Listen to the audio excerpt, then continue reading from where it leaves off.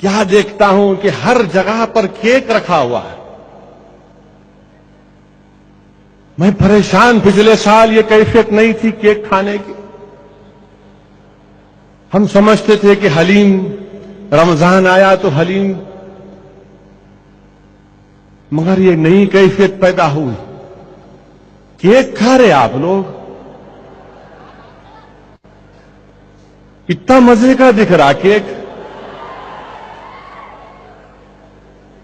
اور وہ بھی 31 دسمبر کو ہی کیک. کبھی لکھ گئے سال میں کبھی 1-2 مرتبہ اپنی اماں کو لو اماں کیک لے کے آپ تو اور میں بیٹھ کے کھائیں گے. کبھی اپنی بیوی کو لے جا کے دیے چلو اپن کیک کھائیں گے. 31 دسمبر کو ہی کیک کئی کو یاد آیا بھائی. کہاں کا کیک، کدھر کا کیک؟ وہ کیک سے ہمارے کو کیا کرنا ہے؟ کیک کو کک مارو. 31 دسمبر کو ہی پورے، میں ایک جگہ رکا، میں ہوٹل والے کو بولا، ملا بھائی ماجرا کیا ہے بتائیے. بیچارے شرماتے ہوئے آ کے بولے کیا کرنا صاحب، آج کل تو سب کھا رہے ہیں اس لیے ہم بھی رکھے کاروبار. صحیح ہے، کاروبار ان کا ہو جاتا، ان کی غلطی نہیں. مگر میرے عزیز دوستو یاد رکھو، اگر تم 31 دسمبر کے دن تم کیک کھاؤ گے، تھوڑی دیر کے لیے سوچ لو کہ 10 سال کے بعد وہ آنے والی نسل کیا کرے گی. آج کیک ہے تو کل کیا ہوگا خدا نہ خواستہ.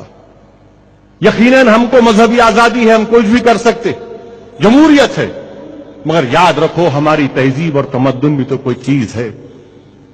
کیا تم کو اور مجھ کو اپنی اسلامی شناخت پر فخر نہیں ہونا چاہیے؟ کیا ہم کو فخر ہونا نہیں چاہیے کہ میں مسلمان ہوں اور یہ میری تہذیب ہے، یہ میرے تمدن کا حصہ؟ اگر جو قوم اپنی تہذیب اور تمدن اور اپنی اسلامی شناخت پر فخر نہیں کرے گی تو پھر تم کس پر فخر کرو گے مجھے بتاؤ.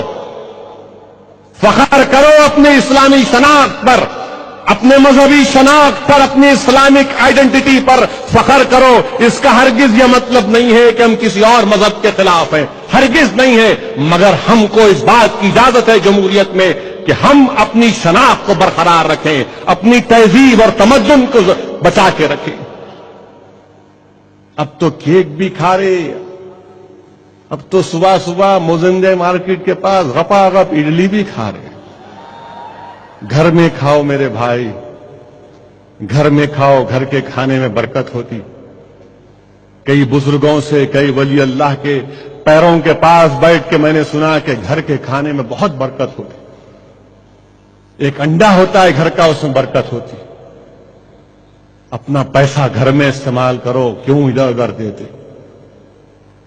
تو انشاءاللہ تعالی امید کرتا ہوں کہ آئندہ سال ایٹ لیسٹ 30% تو کیک کم ہوگا نا. دیکھیں گے انشاءاللہ تو بول رہے. اللہ کرے کہ 30% کیک کم ہو، اور اس کا ثبوت یہ ہوگا کہ ہوٹل والے بولیں گے انہوں بولے تھے دارالسلام میں نقصان ہوا ہمارے کو. نقصان نہیں کرنا ہے، مگر اپنا نقصان مت کرو کسی کا فائدہ کرنے کے لیے.